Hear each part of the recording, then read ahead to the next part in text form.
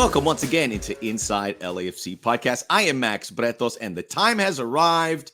The conference semifinals coming up on Sunday in Seattle, a famous matchup between the Sounders and LAFC. We have it all covered for you. A reminder, as always, to rate, review, download, subscribe, and tell a friend, as we have a very good show. So tell them quickly. We are joined by Sacha, Kljestan, a Southern California native, part of the Apple TV coverage in 2023. Also a guy who's played in MLS, played in Europe, represented the national team. He has a very interesting perspective of these playoffs and a very interesting prediction that we will get to. Stick around for that. Joining us also, the man in charge, head coach Steve Cherundolo, will sit with us to discuss this matchup, his expectations, his keys to the game between these two, and find out who is going to advance and extend their season. It is the business end of 2023. You're on Inside LAFC Podcast, which starts right now.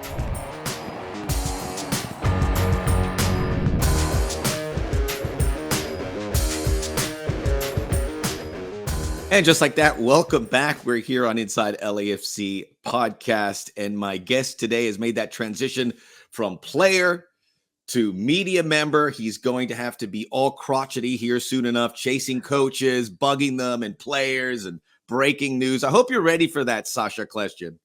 I'm one of you now, Max. I'm officially in. It's been a fun year covering this league. Obviously, the league that I love, the league that you love. I still have moments where my kids will watch highlights of me on YouTube and the footage is terribly grainy, but you're on the call. And there's one famous goal I got to tell. I don't even remember what goal it is I scored, but you yell, Sacha Kljestan asking questions. And my friends all loved it when I was younger. And now my kids love it. It's funny, man. Sacha, who is from Southern California, a good Orange County kid coming through the ranks. I remember covering with Chivas USA, and obviously having that incredible. I will say this because your dad was always there sometimes when you were at Dignity Health, then Home Depot Center. We used to sit and chat all the time, so I enjoy those moments. I very nostalgic. Look back to those moments. Yeah, those were the good old days, wasn't it? Yeah, indeed. And then Sacha, of course, played for Anderlecht in Belgium, played at the Champions League, over 50 caps for the U.S. men's national team, and also here playing for 3 or 4 different, most notably the Red Bulls, Chivas, the Galaxy at the end. And that's the jumping off point I want to talk to you. Sacha, you're a member of the media, so you cover all the clubs evenly. This is an LAFC podcast. Your final club there was with the LA Galaxy. We all made a prediction, filled out a bracket ahead of MLS Cup playoffs. Full disclosure, I didn't even pick LAFC. I got them going pretty far. I didn't pick them. You did. What has that been like? And you were one of the few people who did it, by the way. Well, there's 3 main reasons as I can get into the why I picked LAFC to win it all. So number one is championship experience. They did it last year. They've shown that they have players on the team that have now had that success in winning one-off games, having mostly played at home last season. Now they have to go on the road in the next round. This is going to be their most challenging game, in my opinion, at Seattle, but that's number one. Number two is set pieces. This team has shown to be very dangerous on set pieces, and in a tight, cagey match, sometimes set pieces can make the difference. We saw that in MLS Cup last year. They have such dangerous players on set pieces, whether that's Bouanga getting a second chance. The ball always seems to show up at Ryan Hollinghead's feet in the box, and he's a good finisher on set pieces. Murillo is dangerous. Aaron Long is dangerous. So that's 2. And we saw that against Vancouver as well early on. 4 goals against Vancouver, all off set pieces in the first round. And the last is X Factor. And the X Factor for me is Denny Bouanga. Most dangerous player in the league, I think, when the ball is at his feet and he has a little bit of space to run onto. His ability to do it time and time again over the course of 90 minutes at full speed, which is not easy to do. One of the few players in the league who can do that over the course of 90 minutes over and over again. So those are my reasons. Yes, I got some shit from LA Galaxy fans. They didn't like that I was choosing LAFC to win it all. But listen, I watched the league. I watched every single game this entire season. You wear a badge of courage with that. I've watched every game. Yeah. I've watched every minute of every game this season, pretty much as I can on MLS 360 when we're in the studio in New York. And I went with my brain on this one that I think LAFC goes all the way. That is well, we're going right to the best source under those circumstances. If you don't watch MLS 360, you should. Sacha's joined by the crew there, which includes Bradley Wright Phillips, Liam McHugh, Caitlin Kyle, who's also in there. And some people come in and out, but they left all the games on. It's a great service if you want to get familiarized with the league a little bit more, which I highly recommend. This is all setting up to let me ask you this, because we made those predictions prior to the playoffs. Has your belief in LAFC been reinforced by what you have seen in these early rounds of the playoffs? Yes, I like that they took care of Vancouver in 2 games, that they didn't let it get to a third game and have that hiccup or have that pressure of playing, having to play a third game, a win or die type game. Although I do think that a lot of these teams that ended up winning early in the playoffs are kind of like bummed that they have to wait 3 weeks before they play again, which kind of sucks and kind of can ruin your rhythm. So that's going to be interesting to watch in this next round of playoffs. But I liked what I saw out of LAFC, especially in the home game. They were ruthless, and in the away game, they were a bit more pragmatic and took care of business. And then having said all that, I do believe, and I thought this ahead of time, that the winner of this game against Seattle is going to be the team that wins the trophy. So this ends up being, I think, a huge game early in the playoffs. It's like having 2 MLS Cups in one playoff. That's how we like to see it. You've had a lot of international breaks, Sacha. So let me ask you about this, if we can try and do things in chronological order. This is the mother of international breaks. We know MLS doesn't always acknowledge them. This is almost... It's going to be 2 weeks. Many teams haven't played in 3 weeks. How does a player prepare for such an important game with that kind of gap in between? Well, I think it's on the coaches to create a schedule that works for the players. So I know I believe the LAFC players had 3 or 4 days off at the beginning. Then they trained for 3 or 4 days off, had a few more days off. So it's about finding that balance of not burning out your players because you just keep training without a game really right in front of you, which is always what you want as a player. And so making the training fun while also keeping it light. I think that, and I'm sure Steve Cherundolo does a good job of that. He was a former player. He knows all about this stuff. That part, I think, is key, is just staying focused, trying to stay in rhythm. I'm sure they played an inter-squad scrimmage here or there against each other just to get that fitness and keep that fitness. But it's all about just focusing on getting yourself ready for that specific game. And it's easier said than done when you have 3 weeks between matches. And do you think, based on what you said, that is, it's important not to, like, say you have a week to practice every day because these guys have gone through a long season, to give them those, and maybe an extra day here or there to stay recharged? Yeah, I think at this point in the season, everyone's pretty fit. Everyone is ready to play. It's more about keeping everybody fresh physically and mentally. And so those few days off where the guys got to get away, whatever it is that they do just to have their mind off of being at training every day. And even the few training sessions, I'm sure, have to be light, have to be fun, have to bring the energy, things like that. So it's an interesting thing for coaches and players to figure out at this point in the season. Let's get into this matchup, which you have said is going to determine who's going to win MLS Cup. Obviously, being and playing in MLS as long as you have, and LAFC has just been here since 2018, but you know that the Sounders have been the standard here in success and certainly in the playoffs and have an incredible atmosphere there. As we look at this game, let me start by asking why, to you, knowing as much as you've seen and seen as much this year, why is this such a big matchup? Well, first of all, it's just kind of historically now over the past 5-6 years, these have been the 2 best clubs in Major League Soccer over that time period. Seattle won the Champions League. LAFC has gotten to 2 Champions League finals. So even in North America, these are 2 of the biggest clubs of the last 5-6 years. I also think back to the history of 2019 playoffs where LAFC was unbelievable that season and Seattle came to town and really put up a very good playoff performance like we hadn't seen before against that really good LAFC team. So there's a bit of revenge that I think LAFC wants and needs at this point as well to go on the road. But from what I've seen, Seattle has experience. And I talked about playoff experience for LAFC as well, but Seattle has lots of that. This is the same core group, almost the last dance of this Seattle team, because I think Rui Diaz and Lodero are gone next season. And so it's like the last dance of this core group of Seattle that has been so successful over the past 5-6 years.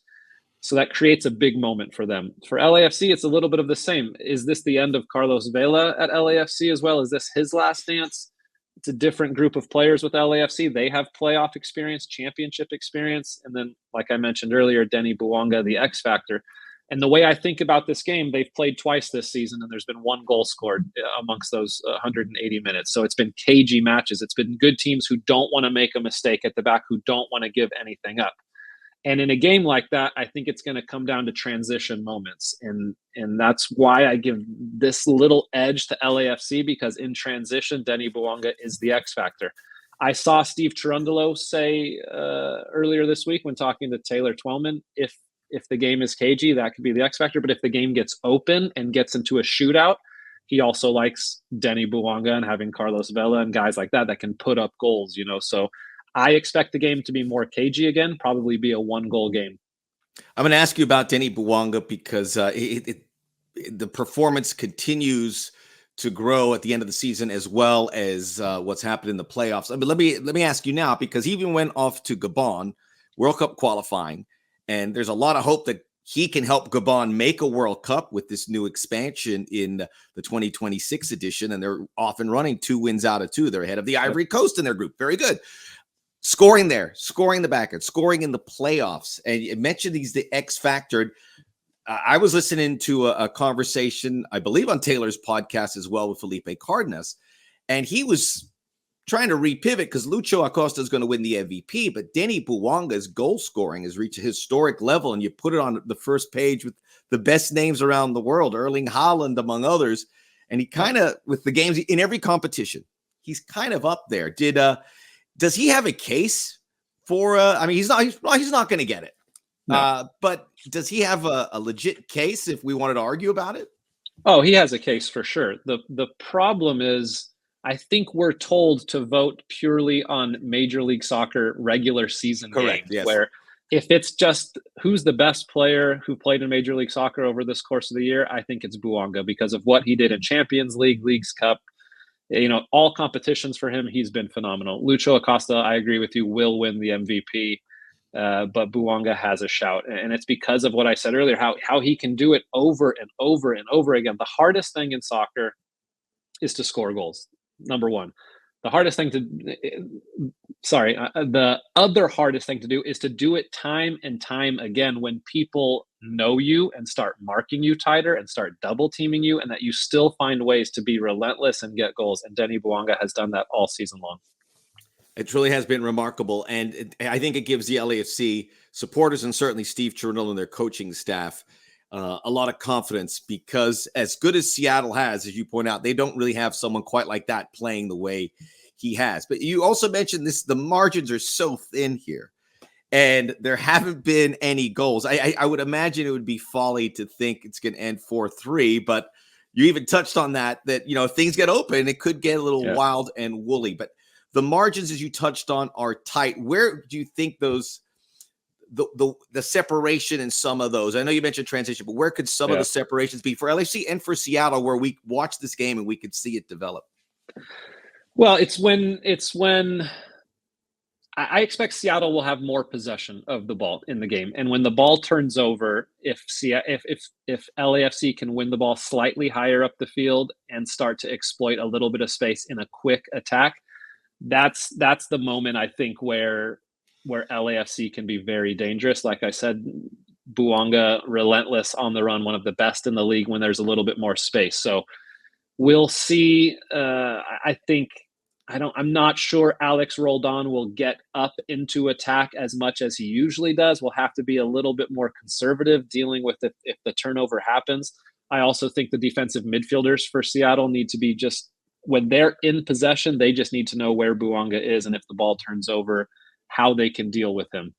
For Seattle, with having more possession, I think it falls on Nico Lodero, and who hasn't started in the playoffs, but I think will start this game because they need his creativity. They need him to be able to get on the ball, whether he plays on that left side or plays in that number 10 role, to just get on the ball and face forward. And then the LAFC backline has to be ready when he has a little bit of time and space facing forward. He's still, okay, he's getting up there. He doesn't cover the ground like he used to, but he can still hit a final pass. So compelling. I know Brian Schmetzer was asked about Nico Lodeiro in that last series, and he didn't start in any of the 3 games against Dallas, but he did Brian Schmetzer did say, I really considered that second game. Maybe in hindsight, I should have. That was the game they lost. Yeah. But it's just another layer to this game. It's we don't know who's going to play. And that is it's really fascinating. You mentioned the possession thing is so interesting because I think Seattle is normally get a lot of possession, and I think LFC is going to let them. And I wonder if Seattle's like, do we just let them? Do we let them possess? Could it be one of those things? Which is what Seattle did in 2019 in that playoff game. I think they let them have a little more possession and hit them a little bit more on the counterattack when LAFC pushed up a little bit more, if I'm remembering correctly, which was something similar that LAFC did to the Galaxy earlier in that playoffs, I believe, when LAFC won 5-3 or something, whatever the crazy game was. So that will be interesting to see, because I do think that Seattle has always been a very dangerous counterattacking team.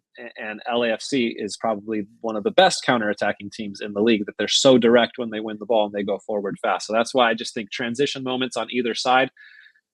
If I'm Seattle, I'm probably trying to exploit the Jordan Morris versus Chiellini matchup. And I know Chiellini hasn't played on turf really this season. They've kind of held him out of those games. I expect him to play in this game. This is no insider information. I just think he should play because he's the best center back. He's still. Giorgio. Exactly. So, but that pace for Jordan Morris, if there is space in behind, Jordan Morris could exploit that against Chiellini. Yeah, some really interesting lineup decisions. We'll find out more heading into the weekend. Are you sticking with LAFC as your pick? Yeah, I still got LAFC. I do think it will be a close game, 1-0 or 2-1. Yeah. Can't wait. And Me the too. winner, and we're all very nervous, Sacha. And the winner will get the winner of Houston Sporting Kansas City. I wanted to look into the rest of the playoffs quick, as again, you're an incredible resource with having seen all these games. How do you see that matchup? And again, whoever wins that will play in either LA or Seattle. Obviously, Sporting with that horrible start to the season makes it very dangerous to hear, but how do you see that game, which will be played in Texas? Yeah, just a reminder, the winner of the Seattle LAFC game also will host the next round, so it makes this game, obviously so much more important. But Houston KC, I think, of the 4 playoff games coming this weekend, will actually be the most entertaining soccer game to watch, where it's 2 teams who want to play with the ball. Kansas City never changes. They play in a 4-3-3. They like to get their wingers high and wide to get them space on the ball. Houston has been super fun to watch just because the midfield is so good. Hector Herrera gets all the plaudits, but Coco Carrasquilla is, one of the other best midfielders in the league, just the pure engine that he has, the runs he makes from midfield. I think Houston ultimately will win. But I think it's going to come down. Listen, every playoff game is going to come down to little moments and who can capitalize on the little moments in both boxes. But I think this game will be purely, from an entertaining standpoint, very valuable and very fun to watch, because 2 good teams that will get after the game with the ball. In the East, it's Cincinnati, Philadelphia, and Orlando, Columbus. Games will be in Cincinnati and Orlando. Who is your pick in the East to start the playoffs? I got Cincinnati going to the final. I think they've been the class of the league all season long. I think they owe Philly a little bit of revenge. There's obviously a lot of stuff, between the 2 clubs. Pat Noonan came from Philly. Sporting director Chris Albright came from Philly. They've had some tightly contested matches, but I think Cincinnati gets it done at home. The other match, Orlando-Columbus, if we think back to the 2 times they played this season, absolutely crazy games where Columbus pretty much dominated both games and gave up 2-goal leads in both games.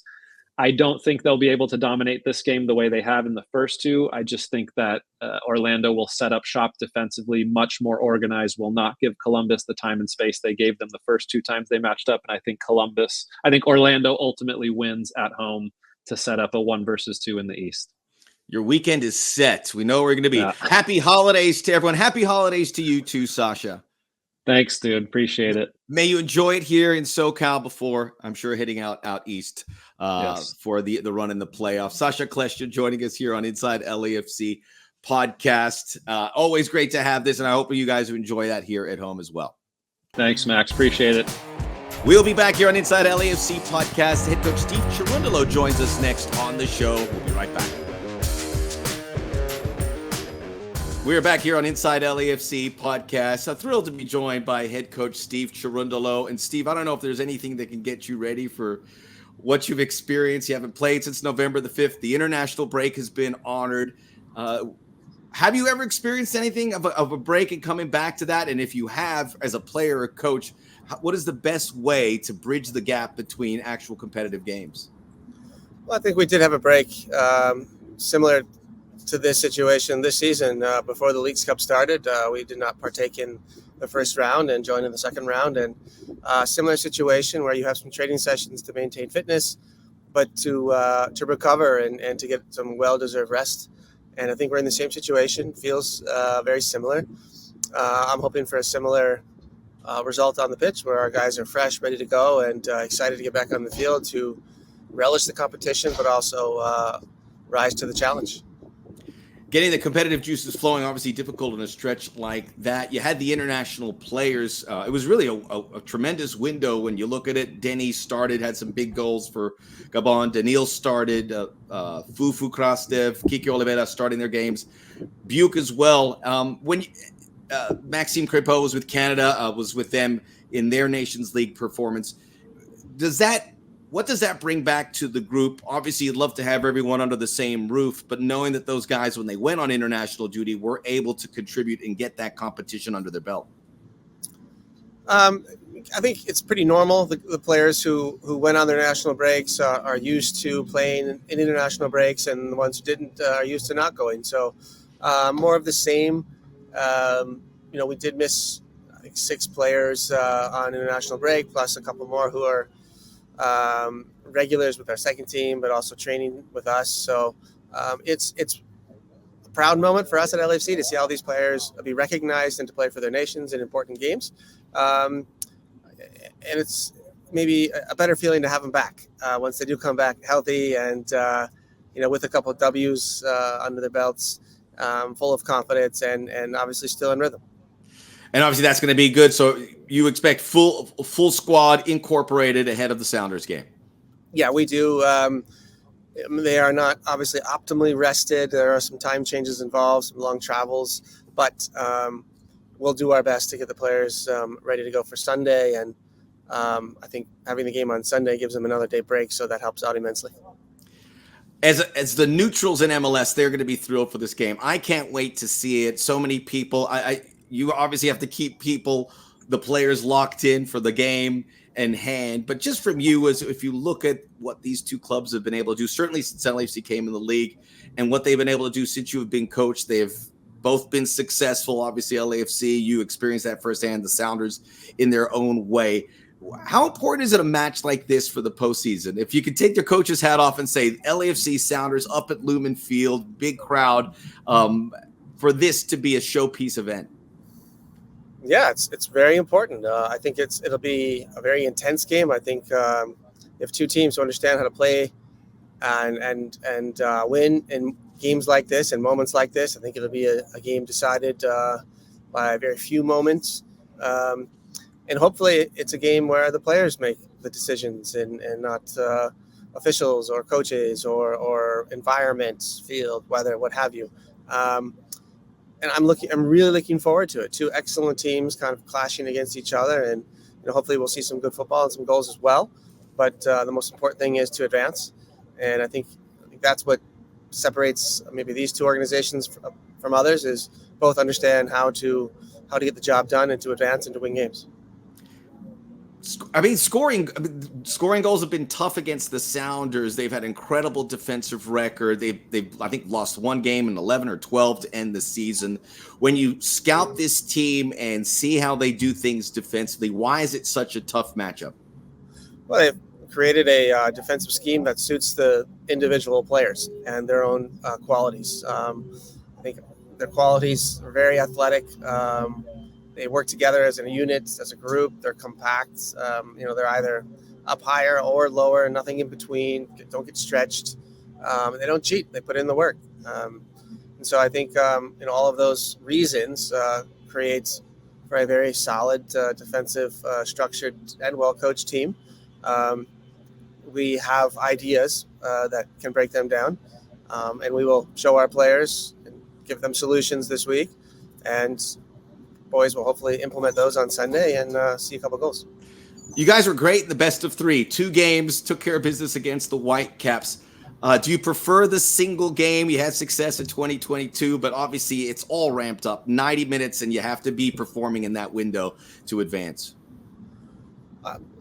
My personal preference is irrelevant. I think this competition was decided sometime in the summertime, and the rules were very clear from that point on, and we've adapted, accepted, and trying to excel within those rules. And now it's obviously a knockout game with extra time if needed, and then penalties. So now a little more true to the game. We prefer to be at home, but we also understand what needs to be done to win away from home. Steve, we wish you all the best of luck. By the way, what's the feedback been on the Apple commercial? I thought you knocked it out of the park. Appreciate the positive feedback. Yeah, it's all been overwhelmingly good. You're a natural. Well, it felt very comfortable, but it was in our workplace, in our work clothes, so there wasn't a whole lot of acting going on, just me being me. You nailed the part, Steve. It was very good. All the best, man. We'll see you up in Seattle. Best of luck, and obviously a happy holiday weekend for you and yours. Thank you. You as well. All right. Thank you very much. Steve Cherundolo joining us here on Inside LAFC Podcast. A reminder to rate, review, download, subscribe, tell a friend. Get excited. Huge game coming up on Sunday, whether you'll be up there or you can see it on Apple TV. Soak it all in. It's going to be fantastic. We will be back again next week to recap it all here on Inside LAFC. Have a great holiday week.